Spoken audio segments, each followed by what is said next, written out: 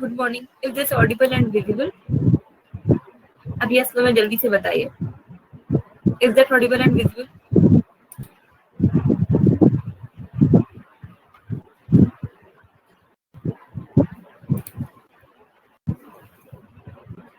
कर लिया था क्लासिफिकेशन करंट अफेयर्स का, जैसे हम लोगों ने सैटरडे को डिस्कस किया था. थोड़ा थोड़ा शुरू किया करना. हाँ, शुरू कर दिया करना. शुरू कर दिया. लेकिन अभी सारी पहले वाली न्यूज कवर ही हुई है. अच्छा, मतलब इसलिए 2-3 दिन की हुई है अभी. कोई बात नहीं, उसी पे अपडेट करते जाइए आप धीरे धीरे करके. वैसे भी आप ये कौन सा एग्जाम है आपका? कब है एग्जाम? कोई और प्रोबेबिलिटी कब है एग्जाम? यही जून में बताया, पता नहीं. जून में एग्जाम है? तब तो सिर्फ 1 महीने बचे हैं. और अभी तो जीएस और कुछ हुआ ही नहीं है. इकोनॉमी कंप्लीट हो गई? हम तो बैंक के हैं. आप बैंक के. ठीक है. और शालू आपका इकोनॉमी हो गया?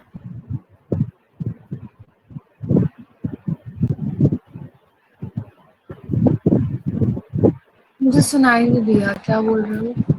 इकोनॉमी हो गई? इकोनॉमी नहीं, चल रही है ना अभी बैंकिंग अवेयरनेस. ठीक है, सही है. और सैटरडे को वो आपको मिल गए थे क्वेश्चंस करंट अफेयर्स के?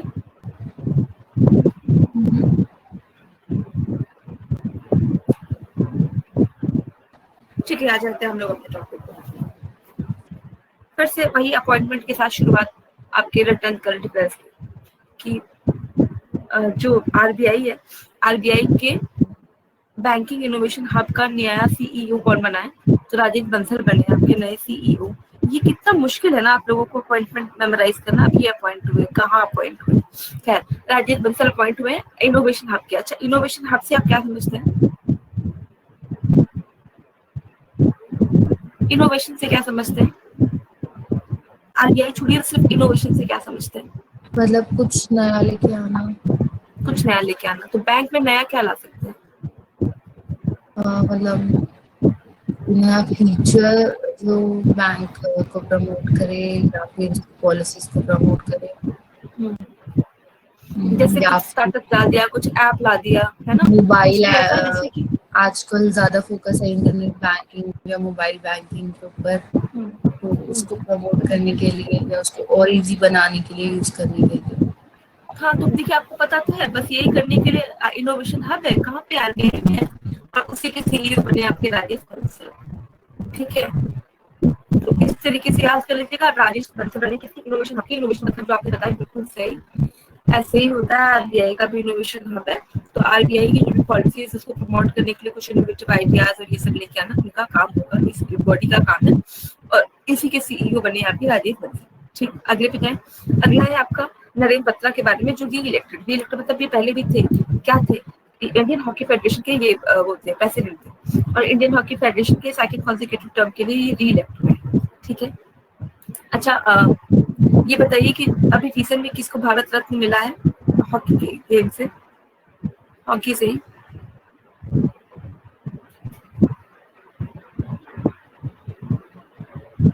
इंडिया के अब तक के हॉकी के सबसे फाइनेस्ट प्लेयर कौन रहे हैं?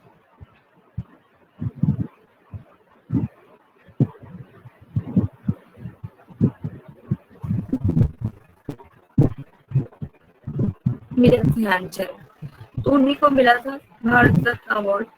तो बाकी नरेंद्र बत्रा, अब आपका जो नेशनल गेम है वो भी तो आपका हॉकी ही है ना? तो नरेंद्र बत्रा क्या हुआ री इलेक्ट में किसके? इंटरनेशनल हॉकी फेडरेशन के. एक तो इसमें ये कर दिया बताइएगा कि इंडियन, ये इंटरनेशनल हुए हैं. ठीक है, इंटरनेशनल मतलब जो ग्लोबल हॉकी की बॉडी है उसके ये चेयरमैन हुए हैं. एक तो इसमें ये दो चीज आपके लिए इंपॉर्टेंट है कि इंडिया का जो नेशनल गेम है वो आपका हॉकी है. ठीक है, तो इंडिया का नेशनल गेम हॉकी और इंडिया का ही कोई पर्सन वापस से री इलेक्ट हुआ है. तो इसलिए थोड़ा सा इंपॉर्टेंट रहता है कि इंडिया का गेम भी हॉकी है और इंडिया की जो पर्सन है वो री इलेक्ट होके आए. और कब हुआ है, तो ये 47 कांग्रेस थी। 47 हर साल इनका होता होगा मीटिंग, और इसका जो 47 मीटिंग थी उसमें ये चुन के आए हैं, क्या बन के आए हैं। और ये कितने टाइम तक के लिए ऑफिस होल्ड करेंगे, 24 के लिए आपसे नहीं पूछेगा, पर आपसे पूछेगा कि कौन है, ठीक है, याद रहेगा। Yes ma'am.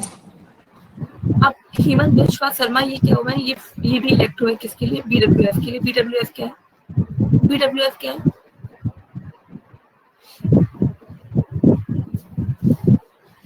बताइए। Border welfare forces. नहीं, बैडमिंटन से रिलेटेड है।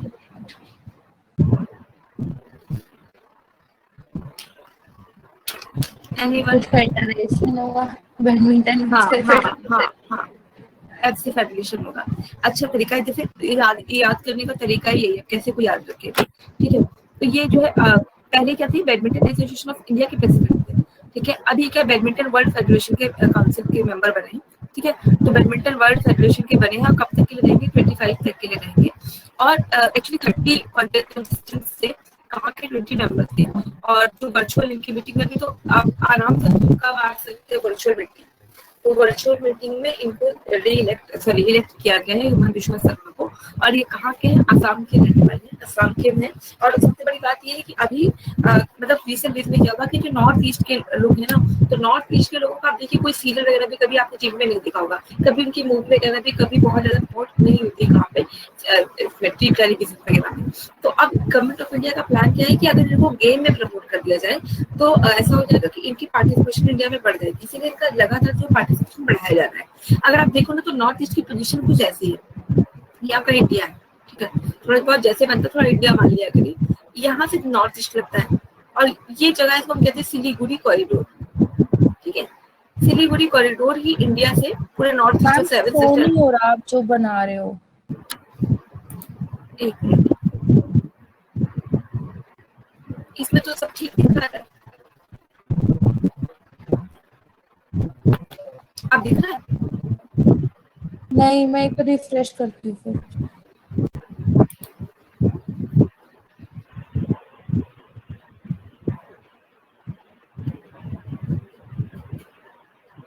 किसी को भी नहीं दिख रहा है, भास्कर प्रमोद दिख रहा है।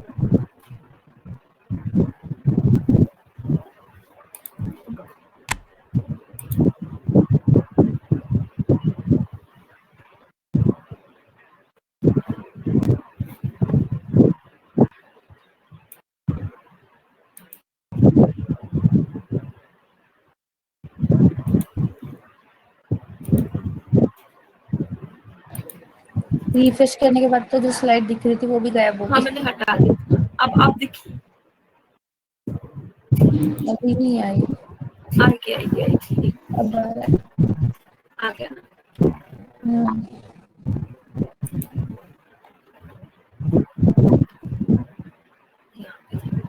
ठीक है, अब दिख रहा है। Yes ma'am. देखिए, ये है आपका इंडिया, ठीक है। यहाँ पे जो एरिया है, इसी से पूरा नॉर्थ ईस्ट आपका अब लगा नहीं आ रहा, अब आया। आ रहा है। ये वाला जो अब एरिया आया। है, इसको हम कहते हैं सिलीगुड़ी कॉरिडोर, ठीक है। सिलीगुड़ी कॉरिडोर कहते हैं। जो इसके ऊपर की कंट्री है ना, ये आपकी चाइना है। और यहाँ पे जो कंट्री है, ये है आपकी बांग्लादेश। आप इसको एक बार मैप में भी देख लीजिएगा, तो थोड़ा सा समझ में आ जाएगा। इधर चाइना है, ये बांग्लादेश है, इस साइड है आपका म्यांमार, ठीक है। और यहाँ पे जो एरिया है, ये आपका नेपाल है, इधर जो है आपका भूटान है। तो आप देखिए, चारों तरफ से ये जो एरिया है, दूसरे दूसरे कंट्री से घिरा हुआ है, और इंडिया से सिर्फ ये सिलीगुड़ी कॉरिडोर से जुड़ा है, ठीक है। और सर ये दिक्कत है कि जो नॉर्थ ईस्ट के लोग आप देखेंगे, बेसिकली इनके जो क्रीड है वो भी हमसे मैच नहीं करते, देखिए चाइनीज लगते हैं ना, तो ये प्रॉब्लम है इन लोगों के साथ। अब इनका जो पार्टिसिपेशन है वो इंडिया में नहीं था। इंडिया में थोड़ा सा, मतलब इंडिया का जितने भी कल्चर क्विजीन है वो नॉर्थ ईस्ट से बिल्कुल अलग है। नॉर्थ ईस्ट एकदम अलग, हम लोग एकदम अलग। तो इस वजह से हमेशा प्रॉब्लम क्या रहती है, ये कहीं सिलीगुड़ी कॉरिडोर पे, इसमें सबसे मजबूत देश कौन सा है, चाइना। तो कहीं चाइना सिलीगुड़ी कॉरिडोर से नॉर्थ ईस्ट को तोड़ ना दे, तो कुछ इंडिया ऐसा हो जाएगा अगर नॉर्थ ईस्ट टूट गया, तो ये बस ऐसा बच्चा यहाँ जो पूरा एरिया वो चाइना के पास चला जाएगा। इसलिए जरूरी है कि नॉर्थ ईस्ट के लोगों की पार्टिसिपेशन धीरे धीरे करके इंडिया में बढ़ाई जाए। अब आपने देखा होगा कि मूवी में आपने गुजराती कल्चर, तमिलियन कल्चर सब देख लिया होगा, साउथ इंडियन भी दिखता है, पर कभी नॉर्थ ईस्ट की कल्चर वगैरह नहीं है। तो अभी क्या है कि जब से वो आपकी जो थी, अरे क्या नाम है, दीपा नाम था ना, दीपा कर्माकर कौन से गेम से एसोसिएटेड है? दीपा कर्माकर कौन से गेम से एसोसिएटेड थी ओलंपिक में जो विनर थी?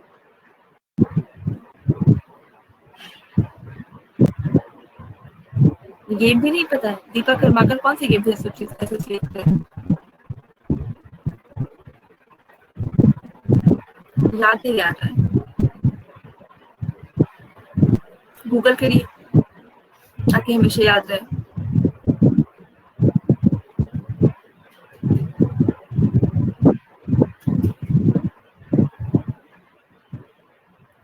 आप लोगों को तो बहुत अच्छे से गेम पता होता था, प्रमोद और भास्कर, आप लोगों को क्या हो गया? Very good. तो ये जो दीपा कर्माकर जब से वहां से मतलब आई है, तब से क्या है कि थोड़ा सा ये समझ में आ रहा है कि ऐसा अगर किया जाए, ये लोगों को गेम में उनकी पार्टिसिपेशन बढ़ा दिया जाए, तो हो सकता है कि इनका जो इन्वॉल्वमेंट है वो इंडिया में बढ़ जाएगा। तो इसलिए आप देखिएगा कि धीरे धीरे गेम्स में लोगों की पार्टिसिपेशन बढ़ाई जा रही है। और इसीलिए जो ये हेमंत बिस्वा शर्मा है, क्योंकि वो नॉर्थ ईस्ट से बिलोंग करते हैं, ठीक है, तो इनका जो इलेक्शन होना ये थोड़ा सा इम्पोर्टेंट हो जाता है हमारे लिए, क्योंकि ये जो है कहाँ से बिलोंग करते हैं? असम से, और असम के ही पास अपने सिलीगुड़ी कॉरिडोर है, ठीक है। और दीपा कर्माकर की बात आप देखेंगे कि लगातार वहाँ पे जो यूनिवर्सिटी खुलने की बात होती है, वो भी आपके नॉर्थ ईस्ट में खुलने के लिए कह रहे हैं, ठीक है। तो this became very very important। Hemant Biswa Sharma badminton world federation council के लिए अभी जो है प्रेसिडेंट बन के आए हैं, इसलिए ये थोड़ा सा इम्पोर्टेंट रहता है। अब ये कोटक महिंद्रा बैंक के बारे में, कोटक महिंद्रा बैंक ने क्या किया, इशू किया है क्या, SPI license to gift AIF। ये गिफ्ट क्या है? ये गिफ्ट जो है गिफ्ट सिटी बनाई गई है गुजरात में, गुजरात इंफ्रास्ट्रक्चर ऐसे कुछ करके इसका नाम है, गुजरात इंफ्रास्ट्रक्चर सिटी करके इसका नाम है। ये एक्चुअली क्या है कि जैसे कोई एक ऐसी जगह बना दिया, जैसे रोल मॉडल जगह, जैसे मान लीजिए कि इंडिया में कोई भी ऐसी जगह जिसको पूरी तरीके से इन्वेस्टर फ्रेंडली बना देना। इन्वेस्टर फ्रेंडली मतलब कि वहाँ पे अगर आपको जैसे मान लीजिए किसी कंट्री को इंडिया में इन्वेस्ट करना है, तो वो क्या इंडिया में देख के इन्वेस्ट करेगी कि वहाँ पे लैंड, लेबर, रेवेन्यू, एंटरप्रेन्योर्स या सब कुछ मिल जा रहा है। मतलब मान लो कि मुझे प्लूटस अकेडमी में इन्वेस्टमेंट करनी है, ठीक है, पैसे डालने, तो मैं क्या देखूंगी कि वहाँ पर जमीन है कि नहीं, बच्चे कितने आते हैं, पढ़ाने वाले लोग कैसे हैं, उसके बाद पढ़ने वाले लोग कितने आएंगे, यानी मेरा पूरा प्रॉफिट मार्जिन निकल के आएगा कि नहीं, गवर्नमेंट मेरे से टैक्स कितना लेगी। तो जो गिफ्ट सिटी गुजरात में बनाई गई है, वो ऐसा किया गया है कि जितनी भी सहूलियत हो सके सारी सहूलियतें किसी कंपनी को पूरा पहले से तैयार करके रखेगी। जैसे कि कोई कंपनी आएगी तो उसको पूरा अच्छे से लाइसेंस वगैरह के लिए कोई भी टेक्निज्म को ना करना पड़े, उनको इजीली लोन वगैरह अवेलेबल हो जाए, राइट। इसके अलावा जैसे उनको लैंड, लेबर या जो होते हैं कच्चा माल, रॉ मटेरियल, सब कुछ इजीली मिल जाए। इसको लेके अभी एक मॉडल सिटी गुजरात में बनाई गई है। अगर ये सक्सेसफुल होता है तो इंडिया की और पार्ट में बनाया जाएगा, ठीक है। तो अभी गिफ्ट सिटी बन रही थी, इस गिफ्ट सिटी में पहली बार अभी SBI लॉन्च किया गया है। और SBI और FDI का डिफरेंस आपको बताया। SBI मतलब फॉरेन पोर्टफोलियो इन्वेस्टमेंट और FDI मतलब फॉरेन डायरेक्ट इन्वेस्टमेंट। तो अभी कोटक महिंद्रा बैंक ने पहला FDI इशू किया है। आप बताइए FDI और SBI में क्या डिफरेंस है? FDI और SBI में क्या डिफरेंस है? What is the basic difference between FDI and SBI? आपको बताया भी था।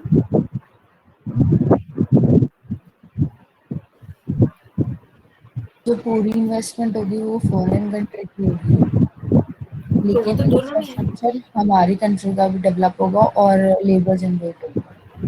एक्चुअली FDI SBI में बस इतना याद रखिएगा, जब कंपनी खुद चल के आ जाए, ठीक है। मान लीजिए मुझे प्लूटस अकेडमी में इन्वेस्टमेंट करना है, जब मैं खुद ही पहुंच जाऊँ कि चलो मैं ही बिल्डिंग बनवा दूँ, मैं ही एडमिशन भी करवाऊँ अपने लोगों से, मैं ही सब कुछ करा के, मतलब मेरे प्लूटस अकेडमी किसका ख्याति अकेडमी बनता है, तो दिस इज FDI। SBI का मतलब है कि वो है तो प्लूटस का, ठीक है, प्लूटस की अकेडमी है, मैं इसमें कुछ पैसे डाल दूँ, ठीक है, कि चलो मेरी तरफ से 100 रुपए का चलो दान रखो। अब ये जो 100 रुपए का रेवेन्यू जनरेट होगा उसकी शेयरिंग एंट्री रिपोर्ट करेंगे। इसका मतलब क्या है, मैं फिजिकली तो वहाँ पे नहीं गई, मैंने सिर्फ इन्वेस्टमेंट डाल दी, तो दिस इज SBI। FDI मतलब मैं पूरा देख लूँ कि कहाँ FDI, तो चलो पूरा तोड़ के मैं ही प्लूटस अकेडमी को बदल के ख्याति अकेडमी बना दिया जाए, तो इसको कहते हैं FDI, जहाँ पे पर्सन खुद पहुँचते हैं। तो जब ये खुद पहुँचेंगे तो वो क्या करेंगे, इन्वेस्टमेंट भी करेंगे, इंफ्रास्ट्रक्चर भी डेवलप करेंगे, जॉब वगैरह भी देंगे, लेकिन जब हम खुद नहीं पहुंचते हैं और सिर्फ पैसे डालते हैं तो उसको एफपीआई कहते हैं। तो अभी जो गिफ्ट सिटी में कोटक महिंद्रा बैंक ने इशू किया है that FDI, that is SBI. तो पहला एफबीआई किया गया, थोड़ा सा इंपॉर्टेंट हो सकता है क्योंकि कोटक इसमें यही कर सकते हैं कि पहला एफबीआई कौन लेके आया है गिफ्ट सिटी का। तो गिफ्ट सिटी का जो पहला एफबीआई है वो एसबीआई को कोटक महिंद्रा बैंक लेके आई है। और गिफ्ट सिटी कहाँ पे है? तो गिफ्ट सिटी गुजरात में है। गिफ्ट सिटी क्यों बनाई गई है? गिफ्ट सिटी इसलिए बनाई गई है ताकि एक ऐसा प्लेस बनाया जाए जो इन्वेस्टर फ्रेंडली हो, वहाँ पे हर तरह की इन्वेस्टर्स को हर तरह की फैसिलिटी दी जाए ताकि हमारे इंडिया में इन्वेस्टमेंट बढ़ जाए। इसी तरह का एक कॉन्सेप्ट है, इसको कहते हैं says, special economic zone. Special economic zone के बारे में सुना है? स्पेशल इकोनॉमिक जोन के बारे में सुना है? सेज। देखिए जितने भी आपके ये पोर्ट वाले एरिया है, मतलब जितने भी आपके ये वाले कोस्टल एरिया, ठीक है, तो हमारा जो मैक्सिमम ट्रेड है वो कोस्ट से ही होता है। तो कोस्टल एरिया पे अगर सेज बना दिया special economic zone, special economic zone में वो सारी फैसिलिटी देंगे जहाँ से कि आप अपने इन्वेस्टमेंट इंडिया में कर लीजिए। और इन्वेस्टमेंट करने के बाद मतलब ये क्योंकि पोर्ट पे ही रहता है, मतलब कोस्ट पे ही रहता है, ताकि आप आराम से, जैसे यहाँ पे मान लीजिए हमने एक सेज बना दिया स्पेशल इकोनॉमिक जोन, कहाँ पे? कर्नाटक के बेलगाम में। अब यहाँ पे क्या हुआ कि आपको सारी फैसिलिटी दी जाएगी, आपको land, labour, capital, revenue, tax में लेके जो भी प्रॉब्लम होती है वो सारे रेट डिवीजन सबसे आपको फ्री कर दिया जाएगा। आप आराम से आप हमारे पे इन्वेस्टमेंट करो। तो इसमें लोगों को भी लगेगा कि तो सारी फैसिलिटी तो गवर्नमेंट ऑफ इंडिया दे ही रही है, अब मुझे क्या करना है, आराम से बन जाके इन्वेस्टमेंट करना है। लेकिन सेज के साथ क्या प्रॉब्लम होती है कि हमारी कोई चीज आपने सेज में प्रोडक्शन किया, ठीक है, हमारे सेज में हमने वहाँ पे लेट्स से कि कपड़ों का प्रोडक्शन किया, तो वो कपड़े आप इंडिया में नहीं बेच सकते, ठीक है। सेज के साथ जो ड्रॉबैक है वो यही है कि सेज में जो भी प्रोडक्शन होगा आप उसको इंडिया में सेल नहीं कर सकते हैं, उसको आपको बाहर की कंट्रीज में एक्सपोर्ट करना होगा। इसीलिए वो कोस्टल एरिया में बनता है ताकि जहाँ पे भी जैसे बनाया और तुरंत एक्सपोर्ट कर देंगे, बनाया एक्सपोर्ट कर देंगे, वो आप इंडिया में नहीं बेच सकते हैं। ये होता है सेज। सेज मतलब क्या? सेज मतलब एक ऐसा इकोनॉमिक जोन जो कि आपके कोस्टल एरिया में डेवलप होता है और जहाँ पे प्रोडक्शन तो किया जाएगा, सारी फैसिलिटी गवर्नमेंट ऑफ इंडिया आपको देगी जिससे कि आप आराम से प्रोडक्शन कर सकें। लेकिन उनमें जो आपका फाइनल प्रोडक्ट होगा वो आप इंडिया में नहीं सेल कर सकते हैं, उसको आपको बाहर की कंट्रीज में बेचना होगा। और ऐसा करने के पीछे रीजन क्या है, ऐसा क्यों किया गया है? ऐसा क्यों करता है कि मतलब आप इंडिया में नहीं बेच सकते, बाहर ही बेचना है? कुछ लग रहा है क्यों? देखिए ऐसा होता है, वो एक्सपोर्ट करेंगे तो उसका भी तो चार्जेस होगा ना। अरे वो भी ठीक है, लेकिन सबसे जो मेन रीजन वो ये है कि बेसिकली अगर ये प्रोडक्ट भी इंडिया में आ गए तो हमारे जो इंडिया के जो छोटे छोटे से रेहड़ी पटरी वाले लोग हैं जो कि छोटा छोटा कपड़ा वपड़ा बेचते हैं, अब ये बल्क में प्रोडक्शन होकर इंडिया में जाएगा तो हम ऑब्वियस सी बात है कि फॉरेन कंपनियों की चीजें लेंगे, तो जो लोगों के पास सहूलियत नहीं है इंडिया में उनका इंडिया प्रोडक्शन गिर जाएगा और उनके पास अभी कोई ऐसा लाइवलीहुड का अदर सोर्स तो है नहीं, तो बहुत तेजी से अनएम्प्लॉयमेंट बढ़ जाएगी। तो बहुत ज्यादा अनएम्प्लॉयमेंट ना बढ़े तो अभी जो सेज के प्रोडक्ट है उसको इंडिया में बेचने पे रोक है। इतनी बातें क्लियर है। कोटक महिंद्रा बैंक जो ने एसबीआई इशू किया, ये समझ में आया। एसबीआई का फुल फॉर्म होता है फॉरेन पोर्टफोलियो इन्वेस्टमेंट और एफडीआई मतलब फॉरेन डायरेक्ट इन्वेस्टमेंट, तो कंपनी डायरेक्टली पहुंच जाती है। तो एफडीआई होता है जब कंपनी सिर्फ पैसे लगाती है, तो एसबीआई अब तो नहीं भूलेंगे, याद रहेगा।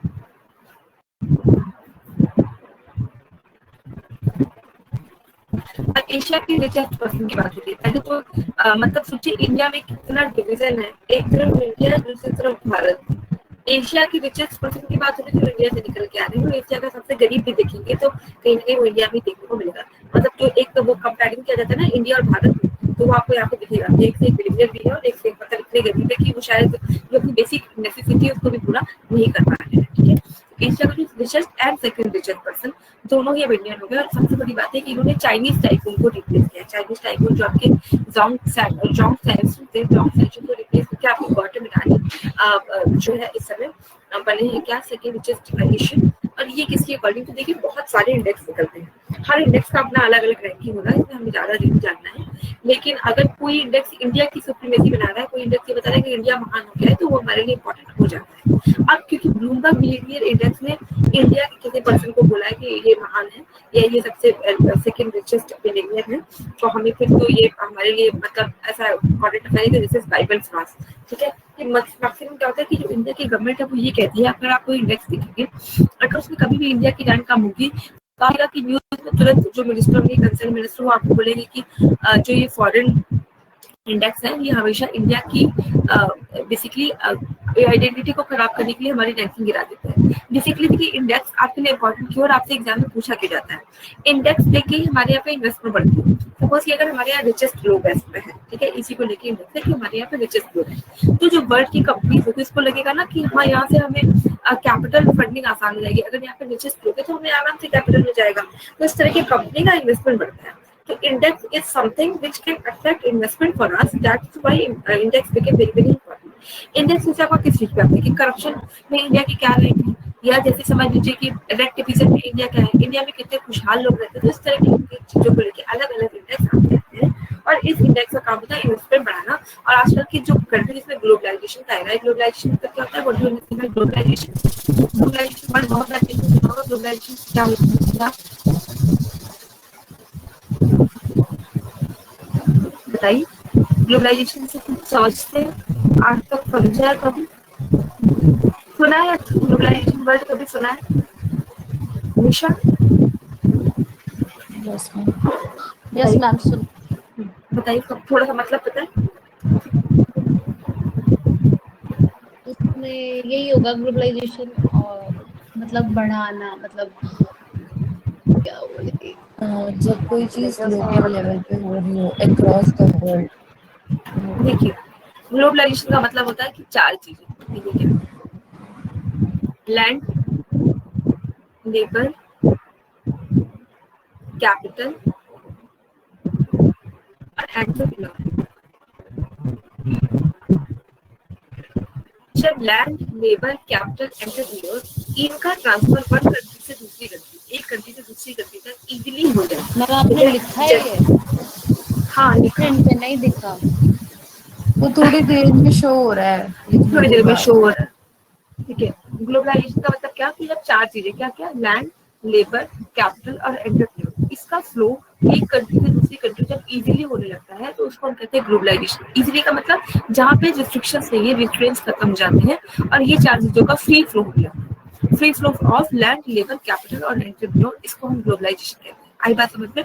मान लीजिए कि अगर हम ये देखना है कि इंडिया ग्लोबलाइज है या नहीं, तो अगर इंडिया में कोई दूसरी कंट्री आती है, सपोज की फ्लिपकार्ट आई, तो फ्लिपकार्ट को लैंड मिल जाएगा, बिल्कुल मिलेगा। लेबर मिल जाएगा, तो मैंने लेबर ही लेबर तो भरे। कैपिटल तो बैंक तैयार है, अंबानी तैयार है कैपिटल फंडिंग के लिए।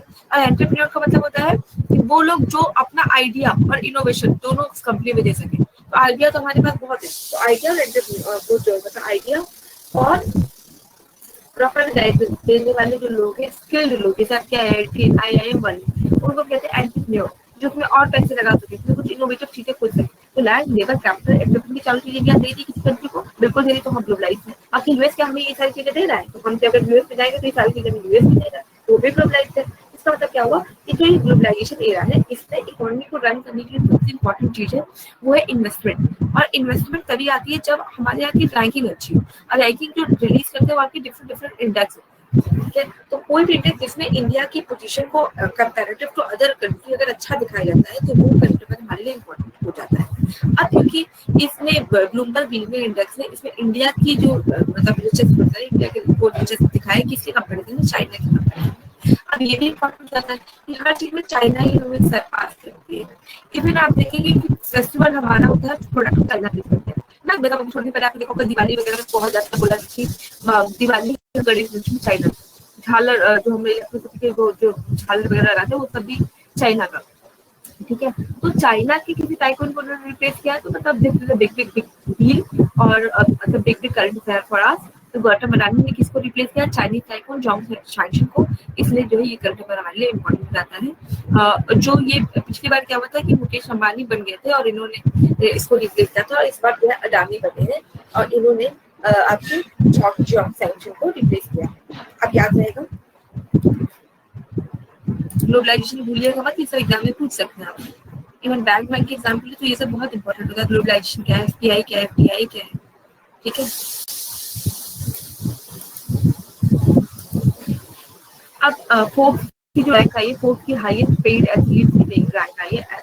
तो इस बार बोला गया कि 10 highest paid athletes of the year की जो लिस्ट आई है उसमें आपके कॉनर मैकग्रेगर को बोला गया है ये जो है सबसे इन्हीं को पैसे बता देते हैं।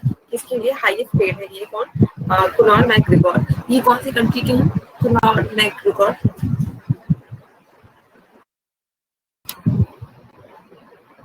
आयरलैंड के, ठीक है, आयरलैंड के ये गए हैं। क्या इसमें इन टॉप 10 में कोई भी इंडियन है?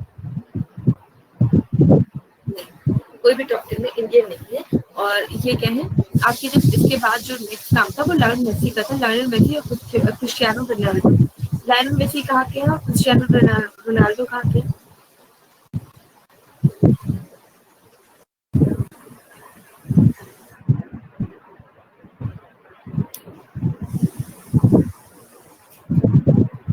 बताइए, क्रिस्टियानो रोनाल्डो कहाँ के हैं?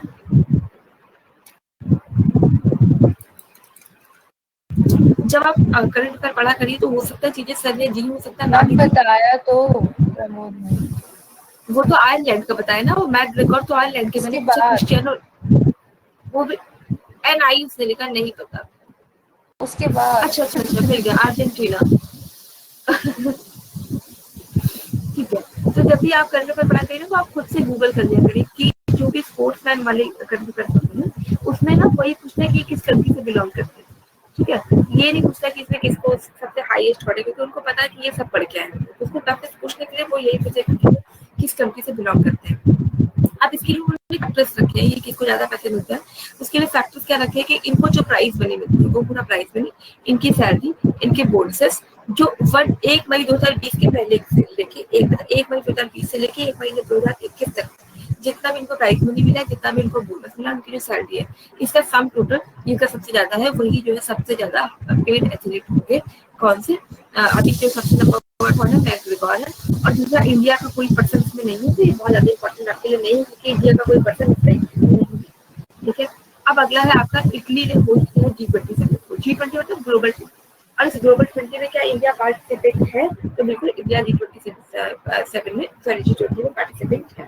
ठीक है, और देखो G20 क्या है कि देखिए जितने भी जी ग्रुप होते हैं, G7, G2, G7 होता है, G8, G20, ये जितने भी होते हैं, और एक G77, इसमें बेसिकली आपकी इकोनॉमी को लेकर टॉक्स होती है। ठीक है, इकोनॉमी को बूम देने के लिए, इकोनॉमी को ग्रो करने के लिए इसमें जो है टॉक्स होती है G20 समिट।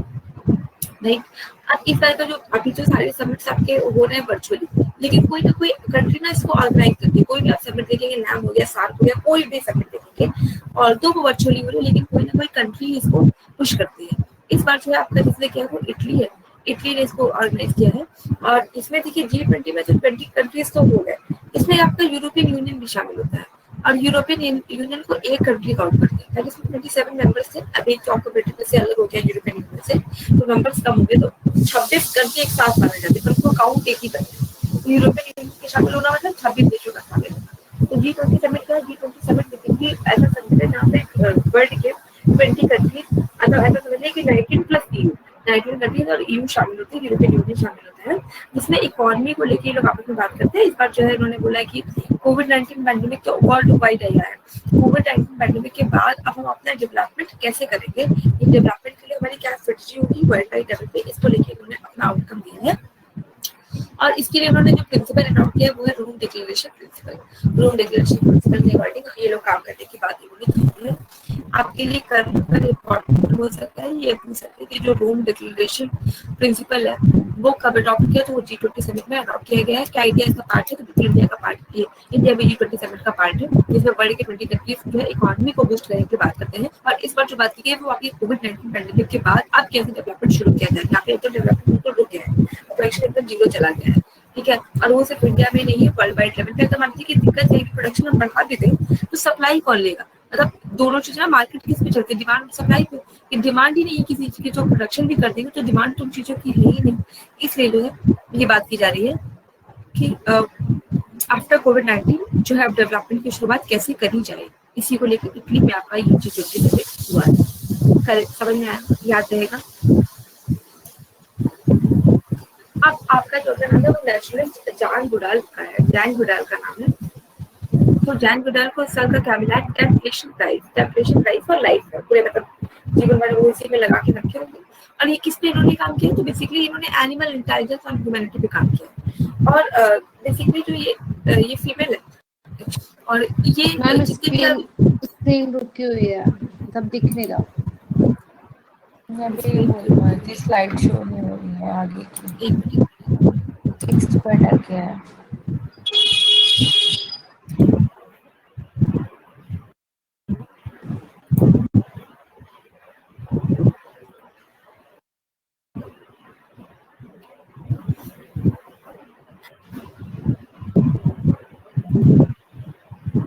अब आई? अभी नहीं आई। ये क्या होता रहता है, जैसे आप लोगों की स्लाइड रुकती है तो दिल रुक जाता है थोड़ी देर के लिए, क्या हो गया?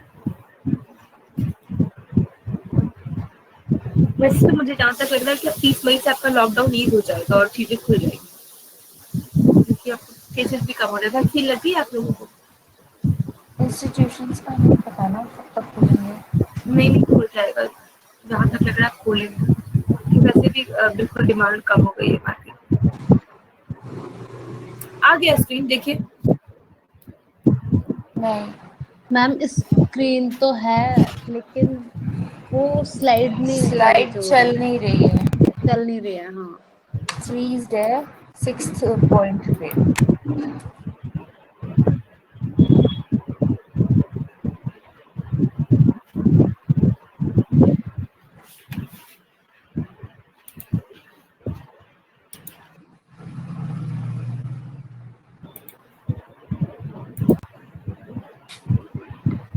अभी कौन आएगा ऑफलाइन एक कोचिंग में? मिनट, आया देखिए।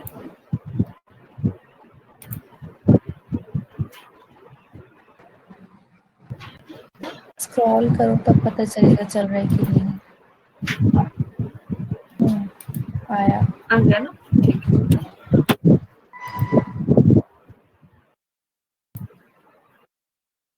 तो कहाँ तक बताया था? 6 पॉइंट आई गेस,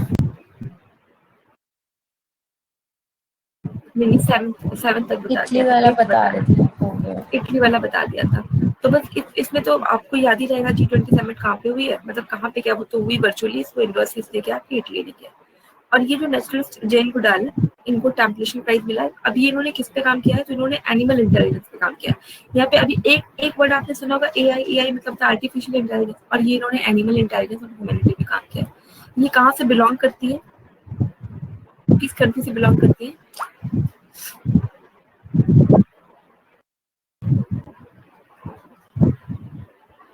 किस कंट्री से बिलोंग करती है? सर्च करो।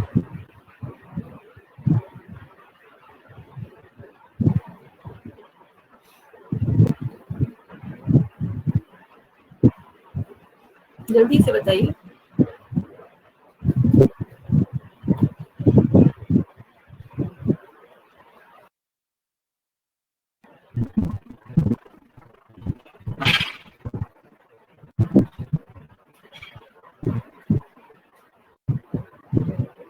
आज ही बताएंगे?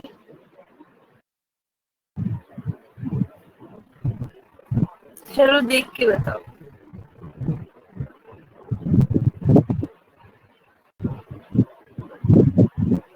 यूके। तो ये जो है, जब पढ़ते हैं तो आप लोग के दिमाग में आता नहीं कि देखिए कौन सी कंट्री की है? ये अभी तो ये नहीं मिला देखिए, हमें, मतलब नहीं ये मिला, स्लाइड गूगल हमें पे भी नहीं नहीं मिली मिल रहा अभी। है। नहीं, ये तो गूगल कल पे तो की है। मिल जाएगी, ये नहीं मिली हमें पीडीएफ अभी। अच्छा मिलती है तो आपके दिमाग में आता है कि चलो देखते हैं। हाँ तो देख ही लेते हैं, मतलब ये अभी न्यूज हमें नहीं मिली है। अच्छा, हाँ तो आप कह नया रहे हैं तो नया सा मानना है, पड़ेगा, वैसे थोड़ा मेरे को थोड़ा सा विश्वास नहीं, पर सिंपल। ठीक है। नहीं नहीं, यकीन कर लो, सच बोल रहे हैं, आज मिलेगी, चलिए, एक मेरे को दिन तो बाद पता वो ही मिलेगी। जो नहीं, ज्वाइन, मैंने पढ़ा ही नहीं है पिछले कुछ दिनों से कुछ भी। क्यों, क्या हो गया? हो गया? हाँ कोई वीकनेस है इसलिए। तो आपको वैक्सीनेशन हो गया क्या आपका? नहीं वैक्सीनेशन नहीं, मतलब किस बात की तबीयत खराब है? जिनका जिनका नहीं आप वैक्सीनेशन हो रहा है उनकी तबीयत खराब हो रही है।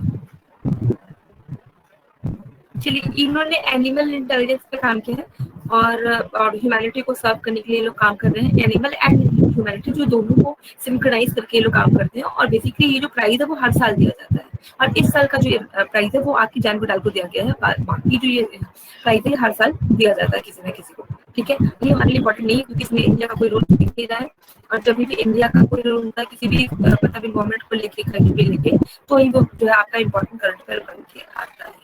इसमें किसी भी तरीके से इंडिया का रोल आपको दिख नहीं रहा है, तो इसमें कुछ भी ऐसा नहीं लगता कि आपके लिए इम्पोर्टेंट करंट अफेयर बन सकता है। बाकी ये जो अवार्ड है ये तंजानियन अवार्ड है, तंजानिया की गवर्नमेंट वो देती है। 1960 से एक अवार्ड दिया जा रहा है और ये कोई नया अवार्ड नहीं है। और जो इनका विजन है वो क्या है, harnessing the power of the science to explore the deepest question of the universe and humankind place and purpose with it. इतना बड़ा स्टेटमेंट एग्जाम में पूछने वाला नहीं है। बाकी बस अभी इतना ही इसमें याद रखिएगा कि तंजानिया की गवर्नमेंट के 30 साल का जो है जान को डाल को दिया गया है और क्यों दिया गया है, क्योंकि उन्होंने एनिमल इंटेलिजेंस और ह्यूमैनिटी में काम किया है, ठीक। इससे ज्यादा कुछ भी इम्पोर्टेंट नहीं है इसके इस करंट अफेयर, ठीक है।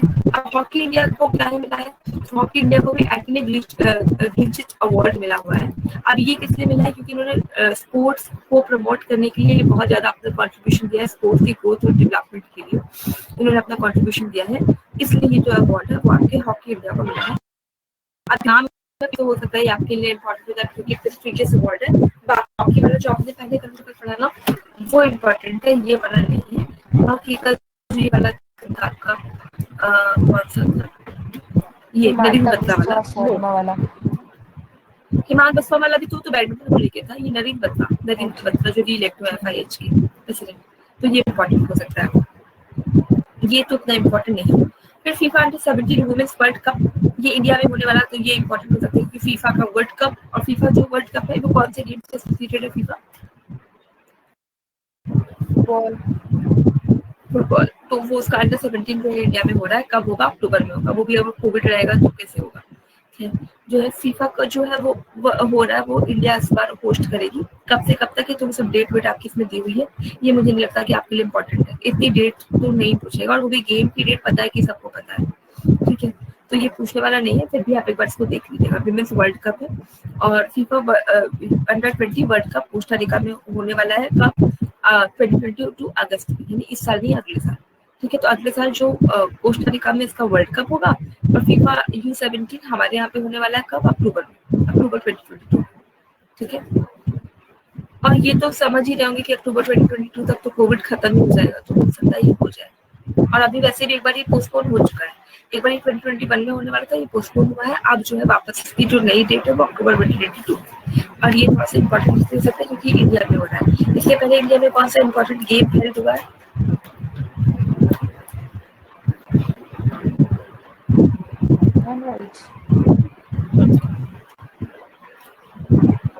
अब ये तो आपको मुझसे ज्यादा पता होगा, रेड बुल के जो बेस्ट जर्मन है उनको मोनाको ग्रैंड प्रिक्स 2021 मिला है, ये कौन से गेम से एसोसिएटेड है, कार रेसिंग वाला था ना, इसमें वो लुइस हैमिल्टन जिनको इटालियन ग्रैंड प्रिक्स वाला मिला था। हाँ, तो ये तो मुझे नहीं लगता कि इम्पोर्टेंट है क्योंकि फिर इंडिया में इसको लेके कोई क्रेज नहीं है और इंडिया का कोई प्लेयर इसमें दूर दूर तक नहीं दिखता, और बट ये थोड़ा सा इम्पोर्टेंट नेम है, इनको लेके हमेशा क्वेश्चन वगैरह एक आध बार आया है, तो इसलिए इम्पोर्टेंट हो सकता है, बट बहुत ज्यादा इम्पोर्टेंट करने के लिए नहीं, ठीक है। अगला जो बुक है वो है आपका book title Nehru Tibet and China. अभी जब से मोदी जी की सरकार आई है तो जब भी कुछ भी ऐसा मिलता है कि जहाँ पे नेहरू को क्रिटिसाइज किया जा सके चाइना के इशू पे, तो हमेशा बहुत इम्पोर्टेंट बन जाता है। तो अवतार सिंह बसी ने बुक लिखी है बेसिकली नेहरू तिब्बत और चाइना पे। वो ऐसा था कि जो 1962 का चाइना वॉर था, 1962 का जो चाइना वॉर था उसमें इंडिया को जो है विक्ट्री नहीं मिल पाई थी और चाइना ने बहुत बुरी तरीके से धोया था, बहुत बुरी तरीके से इंडिया की जो है हार हुई थी चाइना की वॉर में। और उसके लिए जो बेसिकली कहा जाता है कि वो नेहरू जी की फॉल्ट थी या नेहरू जी इस चीज को आइडेंटिफाई नहीं कर पाए थे, इसलिए हम चाइना से हमने वो वॉर पूरी तरीके से हम हार गए थे। इसलिए कहीं ना कहीं जो क्रिटिसिज्म है नेहरू को लेके वो उसके चारों तरफ रिवॉल्व होता ही रहता है, क्योंकि वॉर के चारों तरफ, बैटल के चारों तरफ, ठीक है। 1962 जो इंडो चाइना वॉर थी उसी के चारों तरफ नेहरू का क्रिटिसिज्म होता रहता है। और कहते कहीं ना कहीं ये भी कहते हैं कि 62 में जो हम चाइना से हारे थे उसी की वजह से 64 में नेहरू जी की डेथ भी हो जाती है, ठीक है। एक्चुअली जो सिचुएशन थी वो ये थी कि जो वहाँ के जो बॉर्डर के हमारे वो थे, क्या कहते हैं, जो बॉर्डर को हेड करते हैं वो क्या कहते हैं, वो बार बार आके मतलब नेहरू जी को बताते रहते थे कि चाइना एक्सरसाइज कर रहा है, वो मिलिट्री एक्सरसाइज कर रहा है, तो हो सकता है उसको वो बढ़ा मतलब वो हमारे पर वॉर कर दे। तो वो अपनी बहन से पूछते थे, विजय लक्ष्मी पंडित से, जो चाइना की वो थी एम्बेसडर थी, तो वो बोलती थी कि सब बढ़िया चल रहा है, और उसके बाद अचानक जो है all of sudden China India पे अटैक कर देता है। हालांकि वो 2-3 दिन में ही रोल बैक कर गया था, लेकिन हम तब तक हमारी जो सिचुएशन थी वो वर्सन हो चुकी थी, और जो हमारी जीडीपी की ग्रोथ बहुत तेजी से बढ़ी थी, वो उसने हमारा नॉन प्लान एक्सपेंडिचर बढ़ा दिया था। और अब जब चाइना से हमारी वॉर में हम हारे थे, तो हमारा नॉन प्लान एक्सपेंडिचर बढ़ा। दूसरी पूरे वर्ल्ड में जो क्रेडिबिलिटी है वो ये थी कि नेहरू एक विजनरी लीडर है, और जो कि मतलब पूरे वर्ल्ड के लोगों को कंसोलिडेट करके, वर्ल्ड के जो थर्ड वर्ल्ड कंट्रीज है, थर्ड वर्ल्ड मतलब डेवलपिंग कंट्रीज है, उनको इन्होंने कंसोलिडेट करके नाम बना दिए थे नॉन अलाइंड मूवमेंट। तो नॉन अलाइंड मूवमेंट के ये कहीं ना कहीं टॉप मोस्ट लीडर। उसके बाद चाइना के जो प्रेसिडेंट थे, उनका नाम था माओ सेतुंग। तो माओ सेतुंग को इंट्रोड्यूस भी आपके नेहरू ने ही किया था पूरे वर्ल्ड के सामने कि ही इज माओ सेतुंग, ये वो नाम के समय। अब पूरे में जो इंडिया की जंग थी वर्ल्ड वाइड की, इंडिया एशिया का एक इमर्जिंग लीडर बनके निकल रहा है। जैसे ही चाइना से हम वॉर में हारे, तो इंडिया की जो क्रेडिबिलिटी है पूरे वर्ल्ड में तुरंत गिर गई। सोचिए 47 में आजाद हुए, 62 में इतना बड़ा बैटल हार गए, ठीक है। तो जो पूरी क्रेडिबिलिटी थी वो इंडिया एज अ कंट्री और नेहरू एज अ लीडर, वो पूरे वर्ल्ड वाइड में ऐसा हो गया कि नहीं, ये एक मतलब इमेजिनरी सा बनाया गया था, और ये इमेजिनरी बबल टूट गया, फूट गया है, ठीक है। तो जो इमेजिनरी बबल फूटा है, इसकी वजह से क्या था कि इंडिया की जो क्रेडिबिलिटी वो वर्ल्ड वाइड बहुत ज्यादा गिर गई थी। क्यों? क्योंकि हमने वो बैटल लूज कर दी थी, और फिर इसी की वजह से कहते 64 में नेहरू जी की डेथ भी हो जाती है। और ये एक रीजन था कि जिसको लेके आज तक नेहरू का क्रिटिसिज्म होता है। एक तो आपका ये चाइना वाला इशू, और दूसरा जो उन्होंने जम्मू कश्मीर वाला जो इशू है, ये कहते हैं कि सारे इंडिया का मर्जर आपके सरदार वल्लभ भाई पटेल ने कराया था, सिर्फ और सिर्फ चाइना का जो मर्जर है वो आपके नेहरू ने कराया था। और जो प्रॉब्लम आ रही है वो सिर्फ और सिर्फ चाइना में आ रही, बाकी सब बढ़िया चल रहा है, ठीक है। तो इन दोनों चीजों को लेकर क्रिटिसिज्म नेहरू का होता रहता है, इसलिए ये बुक आपके लिए इंपॉर्टेंट हो सकती है। जो किसने लिखी है? अवतार सिंह वजीर। हाँ, ठीक है, याद रहेगा ये।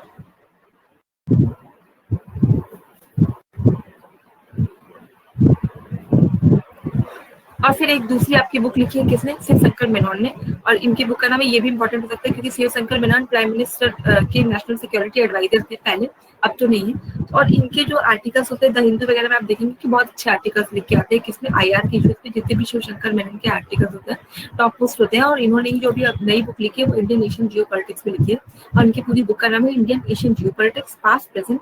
अब फ्यूचर के बारे में उन्होंने कुछ भी नहीं लिखा है, पास्ट कैसा था और प्रेजेंट में क्या चल रहा है, इसी को लेकर शिव शंकर मेनन की बुक आई है, ठीक है। तो जो बुक है इसका नाम है Indian and Asian Jio politics, और ये शिव शंकर मेनन ने लिखी है। और ये जो शिव शंकर मेनन है, ये पहले प्राइम मिनिस्टर ऑफ इंडिया के नेशनल सिक्योरिटी एडवाइजर, ठीक है। तो इन्होंने बेसिकली पास्ट बताई कि हिस्टोरिकल कॉन्टेक्स्ट में जितने भी मतलब कैसे कैसे हमने ग्रो करके मिक्स स्टेज पे आए हैं, और अभी का जो पूरे वर्ल्ड में जब भी जियो पॉलिटिकल होता है, तो जियो पॉलिटिकल का मतलब समझ लीजिएगा कि पॉलिटिक्स से रिलेटेड है, वर्ल्ड की पॉलिटिक्स से रिलेटेड, जियो मतलब ऑल ओवर वर्ल्ड। तो पास्ट में कैसे कैसे हम धीरे धीरे करके आज इस स्टेज में आए, और आज के टाइम का जो जियो पॉलिटिक्स है वो क्या है, इन्होंने भी बेसिकली वही चाइना, तिब्बत, बेसिकली आप वर्ल्ड में कहीं बात कर लीजिए, जब इंडिया की बात होती है तो हमारे दो ही लोगों से बातें होती है, एक तो आपका पाकिस्तान, दूसरा चाइना। तो इन्हीं दोनों को लेके अभी इंडिया की क्या सिचुएशन है, हम क्यों चाइनीज इन्वेजन को कर्व नहीं कर पा रहे, कहाँ पे? अरुणाचल प्रदेश में। इसके अलावा कैसे हम जो है आपका जो BCIM कॉरिडोर है उसमें बिल्कुल उलझ के रह गए हैं, जो आपकी स्ट्रिंग ऑफ पल्स की थ्योरी है वहाँ पे कैसे हम जो है लैग कर, और चाइना हमसे एज लेते जा रहा है, इन सारी चीजों को लेके शिव शंकर मेनन ने अपनी बुक लिखी है। आपको पता है स्ट्रिंग ऑफ पल्स क्या है? स्ट्रिंग ऑफ पल्स क्या है?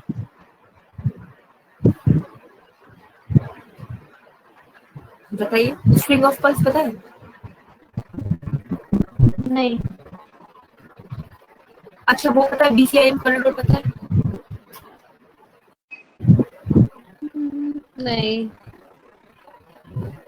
तो छोड़ दीजिए, फिर नहीं पता है, क्योंकि बताने में बहुत टाइम निकल जाएगा और आपका पूरा करंट अफेयर छूट जाएगा। बस इतना समझ लीजिए कि चाइना जो है इंडिया के जितने भी, ये इंडिया है ना, इस यहाँ से अगर आप देखिए तो जितने भी कोस्टल कंट्रीज है, हर कोस्टल कंट्रीज में वो अपना पोर्ट बना रहा है। तो ऐसा होता जा रहा है जैसा लग रहा है कि इंडिया को किसी ने माला पहना दी है, इसलिए इसको स्ट्रिंग ऑफ पर्ल्स कहते हैं। और इससे क्या होगा कि चारों तरफ, हमारे चारों तरफ चाइना BCI कॉरिडोर हम खुद कर लेंगे BCI।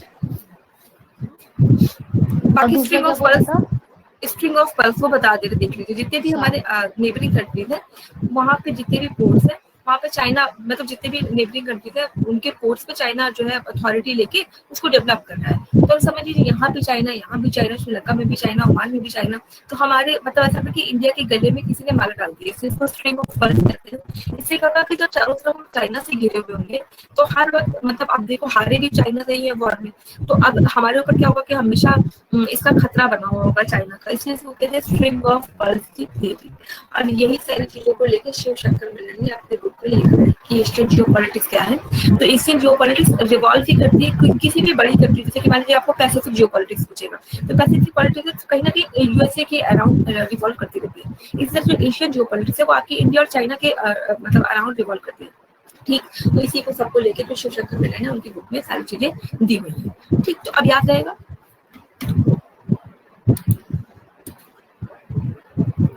बाकी जो BCIM कॉरिडोर है, B से बांग्लादेश, C से चाइना, I से इंडिया, M से म्यांमार, ये चारों लोग मिलकर क्या कर रहे हैं, एक कॉरिडोर बना रहे हैं, मतलब आने जाने का समझ लीजिए रास्ता है, जिससे क्या हो जाएगा इंफ्रास्ट्रक्चर बनाने की कोशिश, जिससे कि ट्रेड को बूस्ट किया जा सके। खाली इतना ही इम्पोर्टेंट है। बाकी अगर आपको देखने का मन होगा तो आप गूगल कर लीजिएगा BCIM कॉरिडोर। बाकी वो उसका जो एक्रोनिम है वो यही है, Bangladesh, China, India, Myanmar corridor. ठीक, ये क्या करा जा रहा है, ट्रेड को बूस्ट करने के लिए बनाया जा रहा है। अब आपका है world turtle day. World turtle day कब मनाया गया, 23 मई को। अब ये मना कौन रहा है, तो एक नॉन फॉर प्रॉफिट ऑर्गेनाइजेशन है जो कि अमेरिका या American tortoise rescue non profit organisation, ये वर्ल्ड टर्टल डे को मनाने की बात कर रहा है। ठीक है, और अब टर्टल को लेके अवेयरनेस बढ़ाने के लिए ऑब्वियसली किया जा रहा होगा कि टर्टल को लेके जो ये लोग मतलब उनको मारते हैं वो सब ना किया जाए। तो अमेरिका की जो नॉन प्रॉफिट ऑर्गेनाइजेशन है ये कर रही है, और अभी कोई नया नहीं है, ये 1990 से करती आ रही है और अभी भी इनका चल ही रहा है। ठीक है, तो यही बस इसमें बहुत ज्यादा इम्पोर्टेंट तो मुझे नहीं लगता, फिर भी आपसे पूछ सकता है तो आप याद रखिएगा वर्ल्ड टर्टल डे कब मनाया गया है। जो world turtle day Indian turtle day नहीं है, यानी कि पूरे वर्ल्ड के टर्टल को खतरा है, और ये अमेरिका की जो नॉन फॉर प्रॉफिट ऑर्गेनाइजेशन है वो इसको मना रही है। कब से मना रही है, 1990 से मना रही है, याद रहेगा। अच्छा, इसके बारे में तो आपको अच्छे से पता होगा, कि सालू को तो बहुत ही अच्छे से पता होगा ये ऑब्स्टेरिक फिस्टुला क्या है, बताइए भाई वाले निशा शालू, आप लोगों को तो ये बहुत अच्छे से पता होगा फिस्टुला क्या होता है, विमेन सेंट्रिक डिसीज है, क्या होता है फिस्टुला।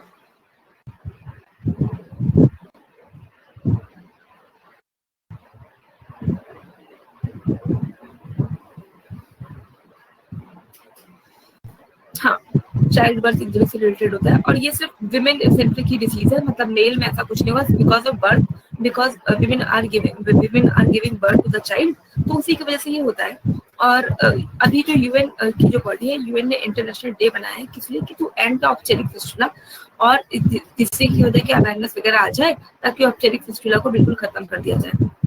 और ये जो प्रॉब्लम होती है बेसिकली डेवलपिंग कंट्रीज में होती है, डेवलप्ड कंट्रीज में कभी भी ये प्रॉब्लम आपको देखने को नहीं मिलेगी, डेवलपिंग कंट्रीज में ये प्रॉब्लम देखने को मिलती है।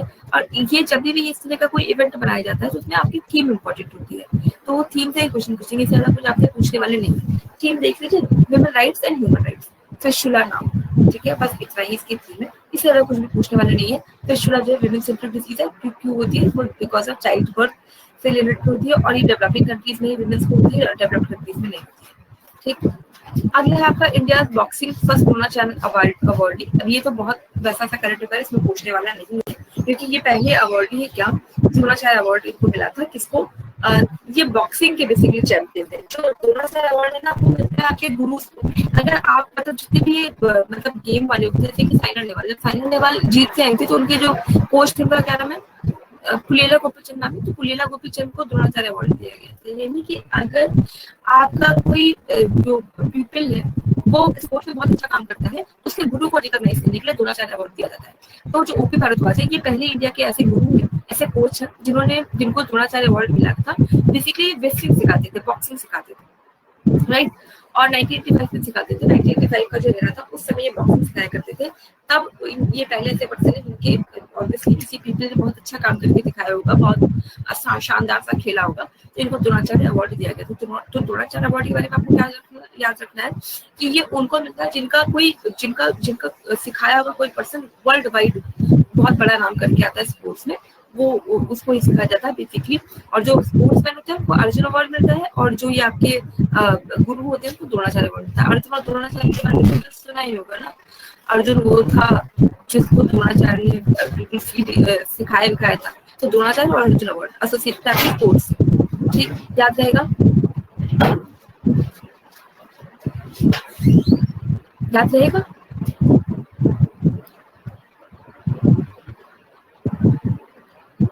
अब आपके वेटरन म्यूजिक डायरेक्टर लक्ष्मण जो मतलब एक्चुअली इन लोगों की जोड़ी थी। जैसे हमारे यहाँ पे आप म्यूजिक डायरेक्टर देखेंगे तो लक्ष्मीकांत प्यारेलाल, ठीक है, और कौन सी जोड़ी है, जतिन ललित, ऐसे करके बहुत सारे लोगों का है ना। तो ऐसे ही एक थे राम और लक्ष्मण, इनमें की जो लक्ष्मण है उनकी डेथ हो गई है, और उनका जो रियल नेम था वो विजय पाटिल था। अगर आप पुरानी मूवी देखिए तो उसमें एक क्रेज था कि दो लोग आते थे ऐसे विशिष्ट आते थे, उनका जो जैसे आपकी वो है ना लक्ष्मीकांत प्यारेलाल, उसमें भी उनके रियल नेम कुछ और है, आनंद जी कल्याण जी। तो अभी भी आनंद जी कल्याण जी की डेथ हो गई है, तो इनके रियल नेम कुछ और थे, मतलब ये लोग जोड़ियां उड़ियां बनाते थे तो अपना नेम चेंज कर लेते थे। इसी तरीके से जो राम लक्ष्मण है, तो इन्होंने जो बेसिकली जो राजकीय प्रोडक्शन की आप मैं मूवीज देखनी जिसमें वो कौन सी सलमान खान की कौन सी पहली तो मूवी है मैंने क्या किया, तो उस टाइम भी म्यूजिक वगैरह देने का काम आपके राम लक्ष्मण का ही रहा है। और इसमें जो आपके राम लक्ष्मण का जो ड्यू है उसमें लक्ष्मण के भी डायरेक्टर है। इन्होंने ऑलमोस्ट 75 फिल्मों में एक साथ काम किया है, इसमें केवल हिंदी मूवीज नहीं, हिंदी मूवीज के अलावा हिंदी मराठी भोजपुरी बहुत सारी मूवीज है इन्होंने एक साथ काम किया है। और उनकी जो म्यूजिक है वो मतलब जो मतलब ऐसा होता है ना कि कुछ ऐसे मूवीज बन के आते हैं जिनका कोई तोड़ नहीं होता, तो बिल्कुल वैसे ही म्यूजिक देके आते। तो लक्ष्मण की डेथ हो गई है, ऑल्दो ये इम्पोर्टेंट नहीं होगा क्योंकि आप सबको पता है कि जो बॉलीवुड गॉसिप्स है वो सबको बड़े अच्छे से पता होती है। अब farmer atomic energy commission of India chief Shri Kumar Banerjee की रिसेंट में डेथ हुई है। ये इसलिए इम्पोर्टेंट करंट है क्योंकि अभी जो है हमारे यहाँ पे एटॉमिक एनर्जी को लेकर बहुत सारे काम हो रहे हैं। जैसे पहले क्या था कि जब एटॉमिक एनर्जी आती थी तो आप सिर्फ उससे बॉम्ब बनाते थे, ठीक है, न्यूक्लियर बॉम्ब बनाए जाते थे। अभी क्या है ना कि एटॉमिक एनर्जी से बिजली बनाने की बात हुई है। अगर हम मतलब जो ये न्यूक्लियर बॉम्ब का कॉन्सेप्ट क्या है कि जैसे बम फटका जाता है ना, तो जैसे ही मान लीजिए कि ये न्यूट्रॉन आपस में टकराते हैं तो 3 न्यूट्रॉन इमर्ज होते हैं, फिर ये तीनों टकराएंगे तो तीन ऐसे 3 दिन की जो चेन बनती जाती है, न्यूक्लियर जो रिएक्शन होता है इसमें 3 दिन की चेन बनती जाती है। तो जैसे ही बॉम्ब ड्रॉप करते हैं 3 फिर 6 फिर 9 इस तरीके से रेप्लिकेशन होता है। इसलिए जब हिरोशिमा नागासाकी पे बम पड़ गया तो उसका प्रॉब्लम क्या था कि वो रेप्लिकेट होता गया, फिर 3 फिर 3 फिर 3 इस तरीके से वो पूरे जापान में ही फैलता चला गया। तो ये टेक्नोलॉजी का यूज करके ये पता चला कि अगर बिजली बनाने की कोशिश की जाए कि 3 होगा फिर 6 9 होगा फिर उसके बाद 27 होगा, तो इससे क्या होगा कि मतलब जो हमारा पता नहीं कि बिजली बनाने में हम सबसे ज्यादा पीछे हो रहे हैं हम क्या पूरे वर्ल्ड में। अगर ये बिजली बनाने का काम हम एटॉमिक एनर्जी से शुरू कर दे तो शायद हमारा इलेक्ट्रिसिटी को लेने की जो प्रॉब्लम हो रहा है ना वो खत्म हो जाएगा। इसलिए एटॉमिक एनर्जी से रिलेटेड कोई चीज होती है तो भले से वो किसी का बर्थडे या डेथ डे भी क्यों ना हो, वो इम्पोर्टेंट हो सकता है। तो जो आपके फॉर्मर चेयरमैन है एटॉमिक ऑफ इंडिया के श्री कुमार बनर्जी की रिसेंट में डेथ हुई है, और ये बेसिकली एसोसिएटेड से आपके भाभा एटॉमिक रिसर्च सेंटर से पिछले 6 सालों से बात से ही एसोसिएटेड रहे हैं। इसलिए एटॉमिक एनर्जी से रिलेटेड कोई भी करंट अफेयर है तो वो हमारे लिए इंपॉर्टेंट करंट अफेयर बन सकता है। अभी एक नया साइक्लोन आया, साइक्लोन यास, और इससे वेस्ट बंगाल और उड़ीसा में हिट किया है। अब याद रखिएगा साइक्लोन के साथ ये होता है कि जो साइक्लोन है वो इसकी डायरेक्शन है वो इस तरीके से होती है, ठीक है, इस तरीके से जाता है। तो जो अरेबियन सी में साइक्लोन बनते हैं वो बहुत मतलब कम चांसेस होती है कि वो इंडिया की कोस्ट पर टकराएंगे भी तो सिर्फ यहाँ पे एकदम जो कोस्टल एरिया वहीं पे बरसात करेंगे, लेकिन जो सीवियर साइक्लोन आते हैं वो हमेशा आपके मतलब बंगाल की खाड़ी वाले जो रीजन है वहीं पे आते हैं क्योंकि साइक्लोन की डायरेक्शन है वो ऐसी होती है। तो अभी बंगाल में जो नया साइक्लोन आया है उसका नाम यास है, जिसे बंगाल और उड़ीसा दोनों को हिट किया है।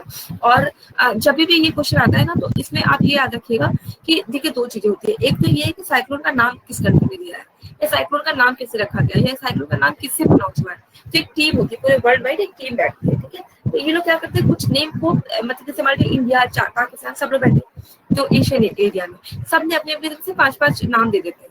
उसके बाद उसको ABCD के ऑर्डर में रख दिया जाता है कि A से फिर B से फिर C से, फिर जैसे साइक्लोन आते हैं ना उसी लिस्ट से नेम उठा के रख दिया जाता है। और फिर वाई जो है वाई चल रहा है। और यास का मतलब होता है कम्फर्ट, और ये जो मतलब बंगाल में आया और यास नेम दिया किसने तो ओमान ने दिया, जिसका मतलब होता है जैस्मिन लाइक, ठीक है, मतलब जैस्मिन लाइक इसका मतलब होता है कि गुड फ्रेग्रेंस, अच्छी फ्रेग्रेंस, और ये इसमें तबाही लेके आता है, ठीक है।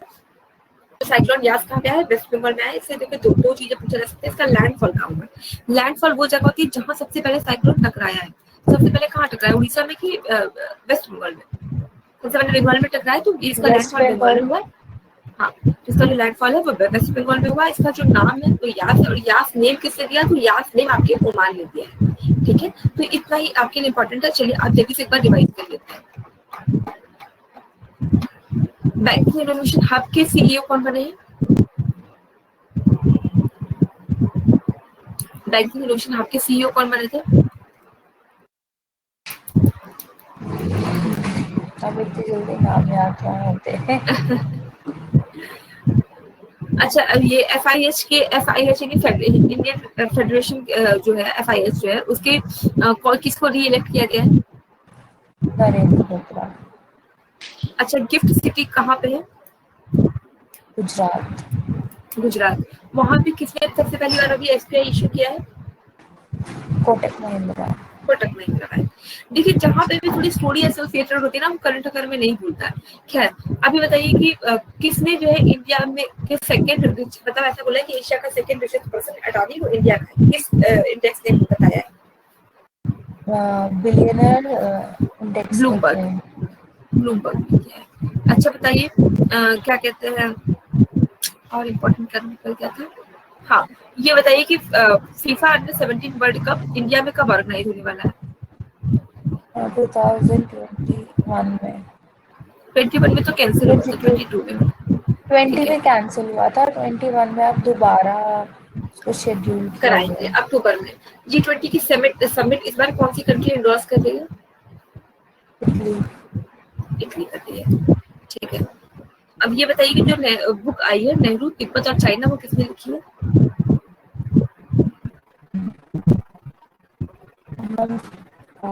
अवतार सिंह बसंतरी।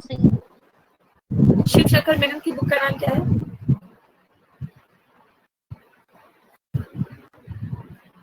शिव शंकर मेनन की बुक का नाम क्या, अभी डिस्कस किया थोड़ी देर पहले। शिव शंकर मेनन को प्राइम मिनिस्टर के नेशनल एडवाइजर, उसकी बुक का नाम बताइए जल्दी से। एशिया इंडोनेशियन, हाँ इंडोनेशियन जगह। ऑप्शन देके कर लेंगे। चलिए, इसीलिए आपको आकर बगल की मैं स्टोरी बता देती हूँ ताकि आपको करंट अफेयर भूले नहीं। तो आज की क्लास को यही पे रोकते हैं, फिर सैटरडे को फिर देखते हैं कि करंट अफेयर का डिस्कशन करेंगे। तो thank you so much guys. आप अब आपका एक काम होगा कि एक बार आप आज के आगे रिवाइज कर लीजिएगा, नहीं तो हो जाएगा। तो थैंक यू सो मच।